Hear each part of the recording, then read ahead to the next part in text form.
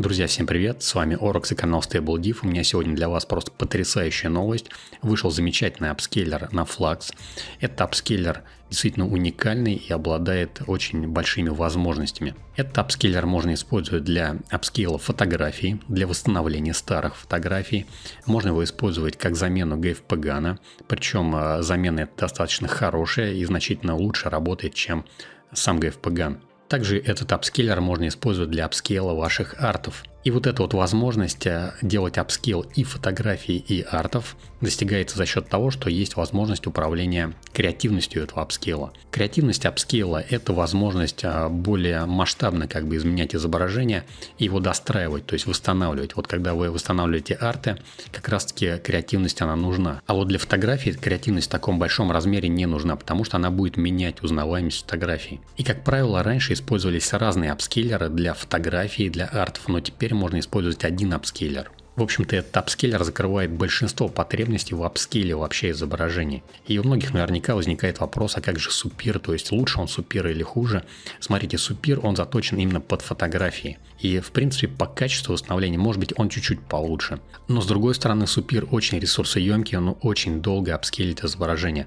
Этот апскейлер значительно быстрее. И в то же время этот апскейлер еще и более гибкий. Также открываются новые возможности в плане генерации на модели Flux. Вы можете генерировать 768, например, и после того, как вам изображение понравилось, вы фиксируете сид и апскейлите это изображение. В итоге вы получаете изображение более хорошего качества, и на подбор сида вы тратите меньше времени. То есть 768, например, генерируется значительно быстрее, чем 1024. Но можно поступить даже и другим путем. Вы можете просто генерировать и понравившиеся изображения 768 сохранять себе куда-нибудь в папку, а потом просто пакетно их все проапскейлить и получить уже качественное апскейльное изображение. В этом видео вы получите хорошую схему для ConfUI. Пока на данный момент этот апскейлер работает именно на ConfUI, но на Forge, скорее всего, в ближайшее время он тоже появится. Поддержка ControlNet появится, и поддержка этого апскейлера, соответственно, тоже появится. И давайте начнем с того, что я вам покажу, как этот апскейлер установить. Дальше я с вами поделюсь этой схемой на Boosty. Тех, у кого нет доступа на Boosty, вы можете просто по видео попробовать это все повторить. На самом деле там ничего такого сложного нету. Опять же, на Boosty будут все ссылки необходимые, чтобы это все прям быстро по инструкции повторить и 10 раз видео не пересматривать. Для тех, кому интересны нейросети и кто хочет знать больше про Automatic, Forge, ConfUI, для вас у меня есть специальные курсы по этим веб-интерфейсам, они последовательные, системные, и более подробную информацию вы можете найти на сайте stablediff.ru. Там же на сайте есть контакт администратора, если вам что-то будет непонятно, обязательно задавайте вопросы. Всех буду рад видеть на курсе, а теперь давайте продолжать.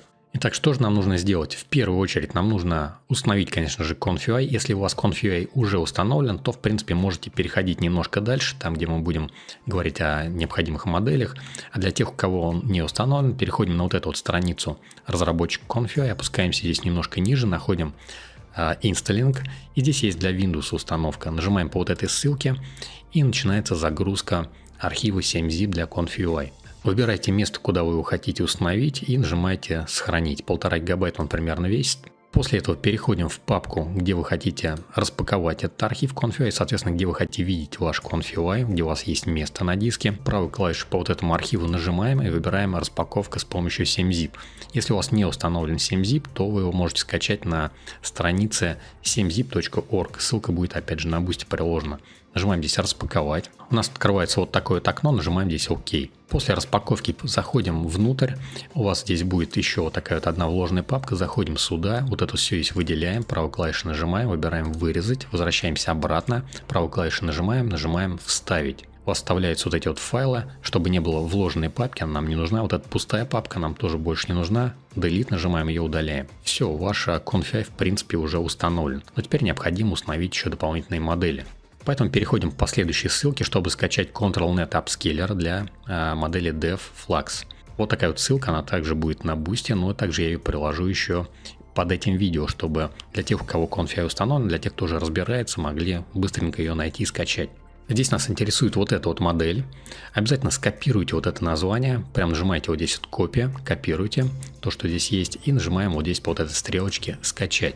У вас открывается опять же загрузка. И теперь желательно переименовать эту модель. Вот это вот все выделяем, правую клавишу нажимаем и нажимаем «Вставить», поскольку мы уже скопировали это все. Но вот здесь есть слэш и название автора, кто эту модель выложил. Это все удаляем, слэша здесь никаких быть не должно. И у вас остается вот такое вот название flux.1-dev и так далее. Дальше заканчивается это все .sftensors. Нажимаем «Сохранить». Также, если у вас нет модели FluxDev, UNet именно модели, то я вам рекомендую ее скачать. Переходим опять же по вот этой следующей ссылке и нажимаем здесь кнопку Download. И просто нажимаем «Сохранить», то есть скачиваем эту модель. Также переходим по следующей ссылке, и нам необходимо теперь скачать еще клип модели. Клип модели T5, вот такая вот Q4KS. Это вполне пригодная модель, она много видеопамяти у вас есть не будет, она весит всего лишь 2,7 гигабайта. Это значительно меньше, чем модель FP8, и я рекомендую для загрузки именно эту модель. Но также вы можете в принципе и FP8 скачать, она тоже будет работать. Здесь тоже нажимаем кнопку Download и загружаем эту модель. Теперь переходим по следующей ссылке и скачиваем здесь модель Clip. Нажимаем здесь тоже Download. Вот такая вот модель вот с таким вот именем, Clip L она называется. Нажимаем «Сохранить». И переходим еще по одной ссылке и загружаем здесь VAE.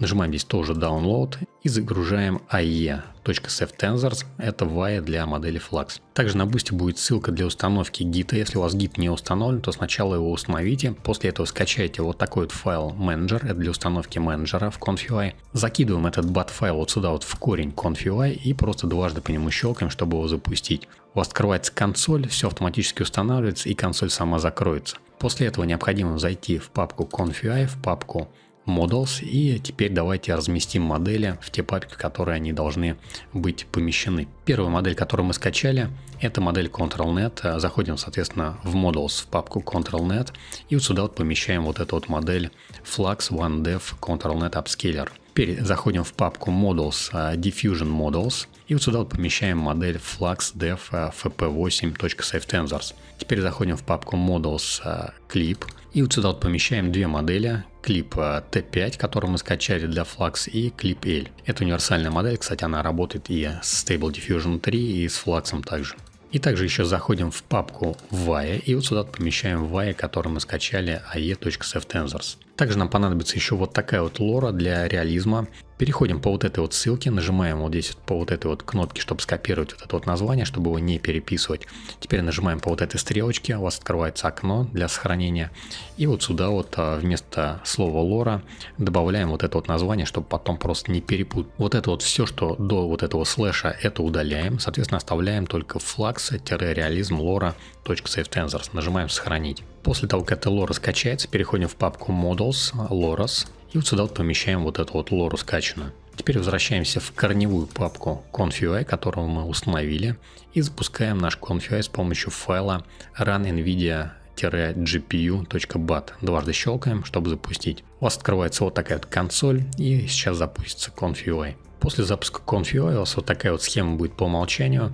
Скорее всего, если у вас там что-то другое не было запущено. И сейчас у нас нет модели для load checkpoint, чтобы мы могли сюда что-то загрузить и попробовать эту схему сгенерировать. Для того, чтобы эта схема заработала, вам нужно в папку Models Checkpoint положить какую-нибудь модель SD1.5 или SDXL. Эти модели вы можете найти вот здесь вот на Civitai, здесь их очень много. Просто нажимаете по Models и ищите вот здесь любую понравившуюся модель. Но нам сейчас это не нужно, потому что мы будем использовать нашу схему, и там у нас совершенно другие модели. Поэтому скачиваем вот эту вот схему с Boosty. Она в формате JSON, Flux Upscaler называется, .json. Закидываем вот сюда вот в рабочее пространство. У вас вот такой вот набор узлов высвечивается, который необходимо установить, чтобы эта схема работала. Просто закрываем это все крестиком. Скроллером вот так вот можно уменьшить, немножко влево-вправо перетянуть, и вы увидите схему и вот такие вот красные узлы, которые нам сейчас будет необходимо установить. Нажимаем здесь по менеджеру. Менеджер мы уже установили с помощью bat-файла, который я ранее говорил, показывал. И у нас вот такая вот менюшка, она в принципе старая. И давайте я вам покажу, как переключиться просто на новое меню. Нажимаем здесь по шестеренке. Здесь немножко ниже опускаемся, выбираем здесь в меню. Вот это вот Disable меняем на топ, чтобы у вас сверху такая менюшка появилась. И нажимаем крестик. Теперь у вас новое меню, оно гораздо удобнее. Здесь есть возможность хранить ваши проекты, то есть ваши схемы, и очень быстрый доступ к ним получать. Также их можно переименовывать, вставлять одну схему в другую или просто открывать другую схему, следующую. Также есть вот такая вот менюшка. Здесь это, чтобы не лазить вот сюда вот в меню. EndNote, да, то есть это совершенно другой вид доступа к узлам, то есть здесь превьюшки такие есть, но гораздо удобнее. И есть queue, то есть очередь вашей генерации, то есть вот здесь тоже это удобно все отображается. Есть вот такая кнопка пылесоса, можете по ней нажать и все модели из видеопамяти удалить, чтобы освободить видеопамять. Также можно освободить кэш, нажав по вот этой вот кнопке. В общем-то, очень удобно, и вот это меню значительно удобнее. Оно меньше места занимает и компактнее, и действительно стоит вашего внимания. Теперь нажимаем здесь по менеджеру и нажимаем здесь кнопку Install Missing Custom Nodes. У вас открывается вот такое вот меню. Это все узлы, которые вам необходимо установить, чтобы по каждому вот так вот не щелкать. Install. Просто нажимаем вот здесь по галочке. Все это вместе скопом выбираем и нажимаем вот одну кнопку Install. И все 13 узлов у вас будут на автомате установлены. Теперь дожидаемся установки. Вы всегда можете открыть консоль, посмотреть, что происходит, что у вас скачивается. А если какие-то ошибки есть с доступом. Обычно это бывают ошибки с доступом к Hugging Face, и вам, например, не разрешает скачать какой-то узел. Следовательно, у вас есть вариант включить, например, VPN, еще раз попробовать это все загрузить. Вот на данный момент сейчас у меня все скачалось. Сейчас я это сворачиваю и нажимаю кнопку Restart. Нажимаем здесь ОК. Опять же, после нажатия кнопки Restart вы можете опять же открыть консоль, посмотреть, что здесь происходит. Здесь опять же скачиваются некоторые узлы, некоторые модели там необходимые. Но вот все скачалось, и в новой вкладке открылся еще один веб-интерфейс. Это вот старый, видите, он с красными узлами, его можно, кстати, закрыть. А вот это вот новая вкладка, которая открылась, и как раз таки вот в ней мы будем работать. Давайте теперь познакомимся со схемой. Смотри, здесь есть несколько вариантов использования этой схемы. Мы можем использовать ее от входного изображения, по умолчанию она так и включена. Можем использовать от генерации, то есть мы вот здесь переключаемся с помощью вот этого пульта на генерацию, это первый вариант. То есть здесь мы генерируем изображение по промпту, здесь есть переводчик. Здесь вы можете использовать различные стили, здесь есть превьюшки различные, и также здесь тоже есть различные стили, большой набор стилей и здесь, и здесь. Пытаться писать негативный промпт здесь не нужно, он здесь ни к чему, Flux его не понимает. И размер изображения здесь выбирается вот здесь. Видите, я здесь поставил 768, это специально, чтобы у вас все быстро генерировалось, и, соответственно, быстрая генерация, и потом уже апскейл того, что вам конкретно нужно. Или делать апскейл уже пакетный. Например, вы выбираете тогда третий вариант, вот этот вот, и у вас включается вот эта схема, это все отключается. Видите, по вот этому пульту включается только один вариант, либо вот это, либо вот это, либо вот это. Сейчас у меня включился пакетный апскейл, и, соответственно, здесь я могу выбрать путь к папке, например, на рабочем столе создать папку, и в этом случае у меня уже будет происходить пакетный апскейл того, что у меня находится в папке 1. Например, правой клавишей создаем папку, да, вот так вот, и даем ей название 1. В эту папку заходим, вот здесь копируем вот этот вот путь, и, соответственно, этот путь вот сюда вставляем. Нажимаем здесь ОК, и вот в эту папку вмещаем все картинки, все изображения, которые вы хотите пакетно проапскейлить. После того, как вы в эту папку помещаете 10, например, изображений, соответственно, вы их считаете 10, да, в этом случае переходим вот по стрелочке, и здесь batch count ставим 10. То есть у вас будет 10 генераций, и запускаем queue, и у вас получается все вот эти 10 изображений будут проапскейлены. И также можно выбирать индекс начальный, да, с которого вы будете начинать апскейл. Например, у вас там 100 изображений, вы захотели из 100 только 10, сейчас решили, что успеете проапскейлить, здесь выбрали 0, да, до 10 проапскейлили, а потом, например, вернулись и поставили здесь циферку 10, то есть начинаете с 10 изображения и дальше уже здесь, например, ставите там 90, и вы апскейлите уже до конца. Ну, в общем-то, вот так можно как поступать. Но давайте вернемся к первому варианту еще раз. Смотрите, здесь у нас промпты, здесь у нас стили, здесь у нас размер изображения. Можете, конечно, 1024 на 1024 поставить там или какой-то такой вот вытянутый вариант. В общем-то, очень удобно вот этим узлом пользоваться, чтобы задавать пропорции и размер изображения. Здесь любой шаг изображения всегда будет кратен 64 пикселям, поэтому считать в голове ничего не нужно, всегда у вас будет кратно 64. Дальше мы можем здесь задавать батч, size и, соответственно, уже не одно изображение генерировать, а там 2, 3, 4 с помощью вот этой вот опции. Дальше это у нас сэмплер, здесь по сути дела ничего настраивать не нужно, единственное, можно иногда поменять шаги. Если вам нужно немножко покачественнее изображение, то станет там 30 шагов генерация, изображение будет существенно покачественнее, ну и, соответственно, подольше будет генерироваться. Сгенерированное изображение у вас, по идее, будет выведено вот сюда, вот в Save Image.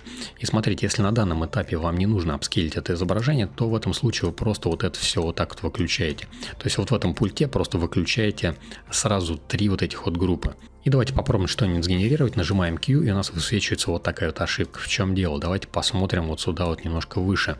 Смотрите, всегда, когда вы скачиваете что-нибудь, чужую схему, мою, еще там что-то, всегда перевыбирайте все модели. Почему? Потому что те модели, которые здесь выбраны, вот в этих узлах загрузчиках, они рассчитаны на название, на местоположение, то, что находится у автора. То есть у автора находится там в папке там какой-нибудь 1, 2, 3 модель, а у вас этой папки нету, поэтому вся будет ошибка, у вас эта модель не будет находиться. Хотя вот здесь вот эти вот все названия прописаны, кажется, что модель выбрана, но это не так. Давайте перевыберем эти модели, выбираем вот здесь вот модель. Вот это, кстати, вес никогда не меняйте, оставляйте его вот именно вот таким вот, иначе генерация у вас сильно затянется, и, скорее всего, даже видеопамяти может не хватить. Теперь выбираем клип модели, выбираем клип L и выбираем модель T5. Здесь выбираем модель реализм, это лора. Все готово для генерации. Но смотрите, если нам сейчас лора вот эта не нужна, мы ее можем просто отключить. Нажимаем Ctrl-B, сочетание клавиш, и мьютируем вот этот вот узел. И сейчас будем генерировать без вот этой лоры. Нажимаем Q. И у нас начинается загрузка вот этих моделей, а потом уже генерация. И вот по вот этому вот промпту у меня сейчас генерировалось вот такое вот изображение. Это изображение 768 на 768. И теперь, например, оно мне понравилось, я хочу его проапскейлить. Я фиксирую здесь seed, нажимаю Fixed. И смотрите, вот эта фиксация seed, она может быть по-разному. То есть до нажатия кнопки, после нажатия кнопки. Это выбирается вот здесь в меню, опускаемся здесь немножко ниже, находим здесь раздел Not Widget, и вот этот вот первый параметр здесь выбираем Before, чтобы можно было бы сделать так, как я сейчас делаю. Если будет стоять авто, то после нажатия кнопки Generate у вас будет меняться вот этот вот seed, и генерация будет уже есть другая. Поэтому фиксируем seed. Теперь давайте разбайпасим вот эти вот узлы, просто вот здесь в пульте их выбираем, включаем и нажимаем Q. И теперь у нас уже вот это изображение заново не генерируется, у нас оно передается вот сюда вот сначала в промпт. Здесь у нас получается промпт из вот этого изображения, то есть независимо от того, вот сюда вот вы вставляете изображение или вот сюда вот генерируете.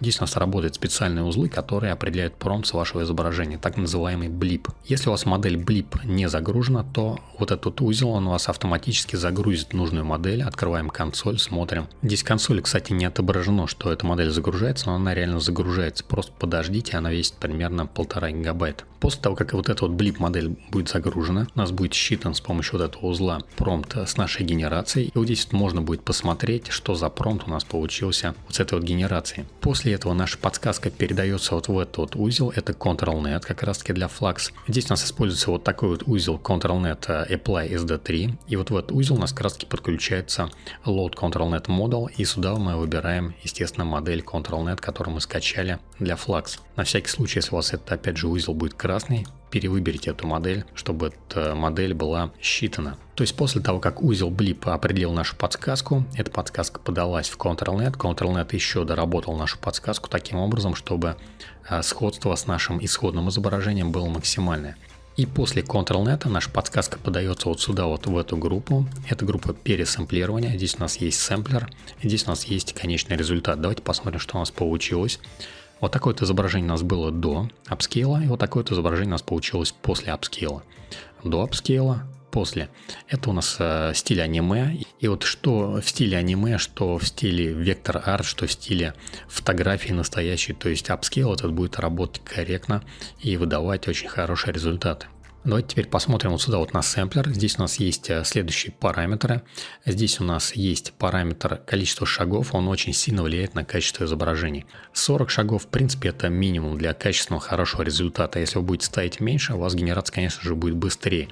Но качество результата будет значительно хуже. Если вы хотите качество еще чуть повыше, то ставьте 50-60 шагов. Качество будет еще выше. Особенно это будет заметно на фотореализме, на фотографиях. В остальном же все настройки остальные менять не нужно, они оптимальные, а вот количество шагов, да. То есть здесь вы можете варьировать скоростью генерации и качеством конечного результата. 40 это такая золотая середина, то есть меньше у вас будет хуже детализация, выше у вас будет немножко лучше детализация, но по времени апскейл будет уже заметно дольше.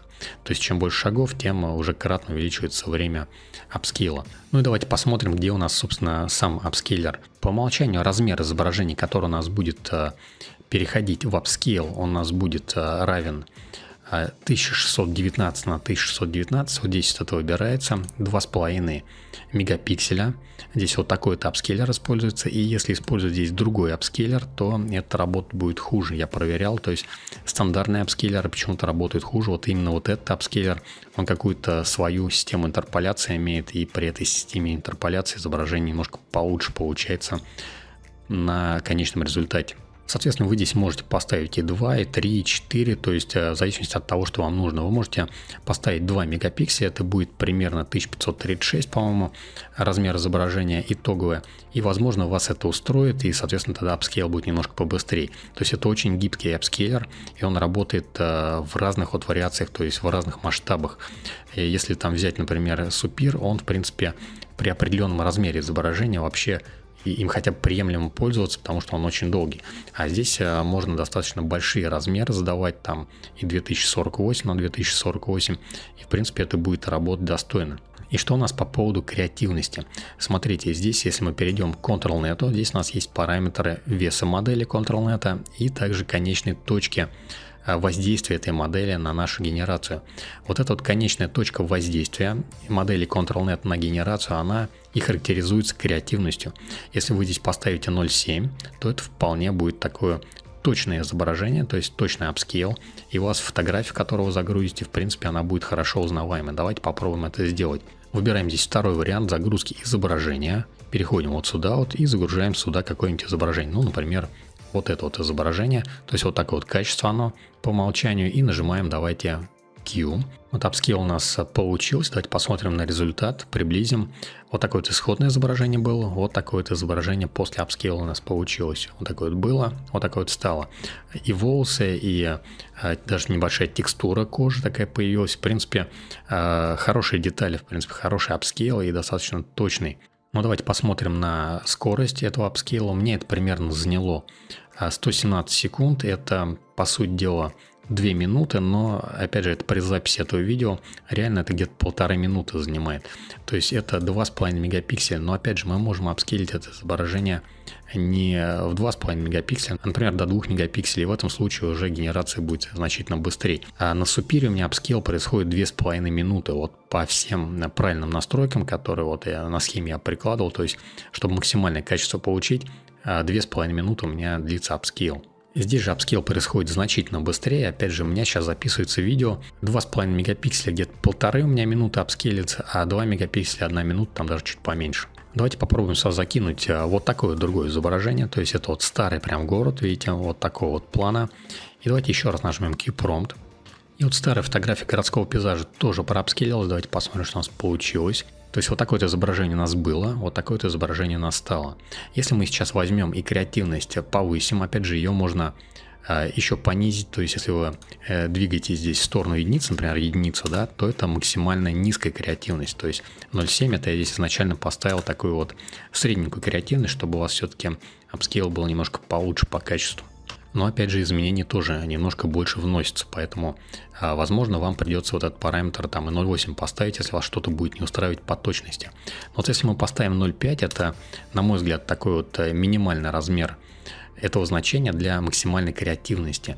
И теперь нажмем Q-Prompt, теперь давайте посмотрим на то, что у нас на этот раз выйдет. А при 0.5 у нас получается уже вот так вот. То есть город у нас уже значительно сильно восстанавливается, но он сильно изменяется, то есть он изменяется до неузнаваемости. Если посмотрим, то башни у нас здесь, ну, в принципе, они круглые остались, вчера у меня вообще в квадратные башни преобразовывались. То есть это зависит от сида, то есть разный сид вот здесь будет в сэмплере и будет разный результат. Но, в принципе, тоже иногда может быть такое значение, тоже быть приемлемо. И для чего вот это вот значение креативности повышенное, да, 0.5, оно может быть приемлемо. Ну, например, если вы будете использовать апскейл вот такого вот арта, да, давайте посмотрим. Вот такой вот арт, если мы его будем использовать при 0.7, то у нас как бы будет, ну, не особо лучше это изображение. Так оно будет детальнее, да, но детализация будет слишком такая тонкая, прям слишком тонкое повторение вот этих объектов. Но мы бы хотели, например, это изображение в принципе немножко улучшить, как-то по нему пройтись. И в этом случае мы можем поставить параметр креативности, может быть 0.5, а можем даже 0.6. Давайте поставим такое среднее значение 0.6, нажимаем Q. Вот такой вот апскейл у нас получился. Давайте посмотрим поближе. Вот это исходное изображение. Вот такое вот изображение у нас после апскейла вышло. Видите, здесь есть такой небольшой шум типа текстура, да, такой вот, но это в принципе шум. Вот от этого шума, от него можно избавиться, если вы будете повышать количество степсов. То есть 50 степсов сделает еще меньше шума, изображение будет более детальное и поменьше шума. Но в принципе апскейл достаточно хороший, то есть качественный апскейл, вот такое вот изображение детальное получилось. Это изображение я еще давно генерировал на модели SD 1.5, и вот теперь в принципе ему можно дать вторую жизнь.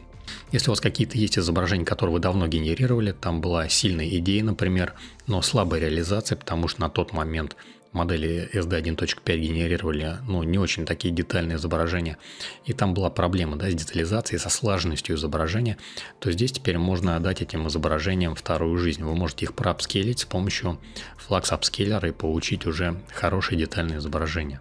Также вам могу в пример привести вот такое-то изображение, тоже я его раньше генерировал на SD 1.5, то есть вот такого вот оно качество было, это уже тоже после апскейлов, там на SD 1.5 в то время, когда я его делал, но сейчас можно после Flux апскейлера получить уже вот такую детализацию, то есть вот такое вот изображение качественное, и в принципе оно остается слаженным, и стиль не теряется, то есть стиль полностью сопоставим с тем, что было изначально, но это изображение вычищено и проапскейлено, оно стало более детальное, более качественное. Друзья, еще раз напоминаю про мои курсы по автоматике Confui. И вот также у меня на этих курсах проходят еще и стримы. Вот на очередном стриме я буду показывать на курсе, как устроена вот эта схема, как ее собрать самостоятельно, потому что в таком видео я, естественно, это все уложить не могу. Это достаточно много информации, и это очень долго, просто будет очень нудно. Большинству это и не нужно. Большинству нужны просто схемы готовые, но если вы хотите научиться собирать самостоятельно вот такие схемы, понимать, как это все устроено, понимать, как это все реализовано, то добро пожаловать на курсы, там вы этому всему научитесь. Также приглашаю вас в мой большой телеграм-чат, там очень много различной интересной информации, а также это большой клуб для общения по нейросетям, то есть там есть различные темы, на которые вы можете общаться в различных комнатах. Также вы можете там выкладывать свои сгенерированные изображения и посмотреть, что другие люди тоже выкладывают, поделиться какими-то опытами и советами. Ну и также вас приглашаю на мой Boosty, там очень все подробно расписано, подробные инструкции, ссылки, то есть чтобы 10 раз это видео не пересматривать, то есть просто по инструкции открыли там через какое-то время и повторили. Ну на этом спасибо за просмотр, если вам понравилось это видео, ставьте лайк, всем хорошей генерации, удачи, всем пока.